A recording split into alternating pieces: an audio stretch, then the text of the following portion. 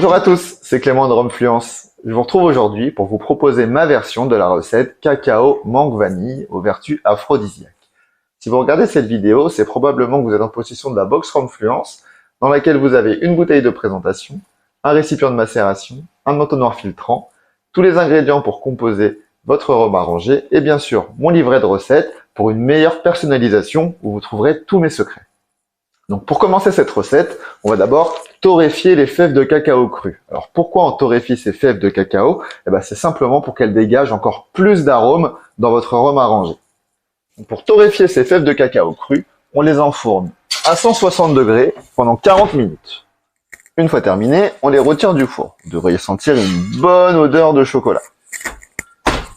Une fois torréfiés, nous allons ensuite devoir les éplucher. Alors pour les éplucher, il ne faut pas trop appuyer. Normalement, avec la torréfaction, la peau part quasiment toute seule. Et ça nous fait des belles fèves comme ça. Si jamais la fève se casse un petit peu, pas de panique, ça ne changera rien à votre rhum arrangé. Une fois les fèves de cacao torréfiées et épluchées, on se retrouve donc avec la gousse de vanille, la mangue séchée et le sucre de canne. Dans un premier temps, on va inciser la gousse de vanille en deux, ce qui est très important pour que la macération se fasse plus rapidement et que les grains de vanille puissent embaumer toute la recette. Donc, je commence par insérer ma gousse de vanille.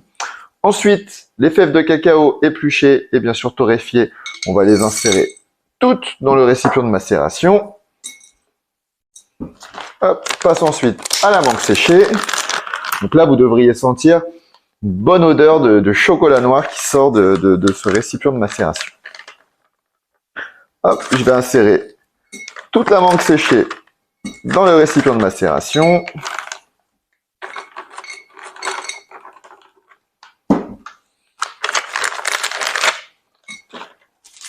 Et bien sûr, le sucre.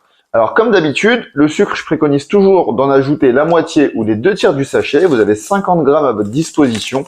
Je pense que d'en mettre 30-35 dans un premier temps, ce sera déjà très bien, soit environ 2/3 du sachet. Hop, on garde le reste pour la suite, si jamais on trouve que la recette n'est pas assez sucrée en milieu de macération. Je vais ensuite ajouter mes 50 centilitres de rhum blanc. Donc moi, j'utilise du rhum agricole 40 degrés, mais vous pouvez utiliser celui de votre choix. On remplit bien jusqu'au bord du récipient de macération. Hop. On voit les fèves de cacao qui commencent à remonter et à flotter. On va ensuite fermer hermétiquement le bocal de macération avec le capuchon, le joint et les 2 clips. Hop, et c'est parti pour 2 premières semaines de macération. Je vous retrouve après 30 jours de macération. Au bout de 15 jours, donc j'ai goûté la préparation. Pour moi, c'était assez sucré. Donc je vous conseille de goûter à la moitié du temps de macération. Si vous trouvez que c'est assez sucré, n'en rajoutez pas, ne touchez à rien, laissez encore 15 jours. Si vous trouvez que ça mériterait encore un petit peu de sucre, selon vos goûts, vous pouvez ajouter le restant du sachet. Maintenant, on va pouvoir donc filtrer la recette dans sa bouteille de présentation. On a tout de suite l'odeur du cacao et de la mangue aussi, mais surtout du cacao qui ressort. C'est parti pour la filtration. On laisse toujours un petit appel d'air avec ses doigts pour que ça puisse mieux couler.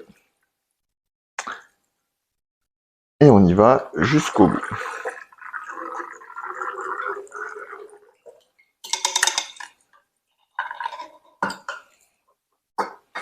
Hop, j'en profite pour récupérer la gousse de vanille que je vais laisser dans la bouteille de présentation, car la vanille a encore plein d'arômes à donner.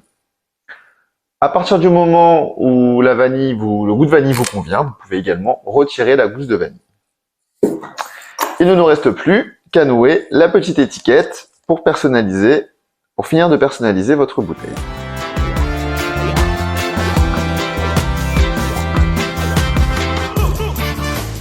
Et voilà, votre recette de rhum arrangé est maintenant prête.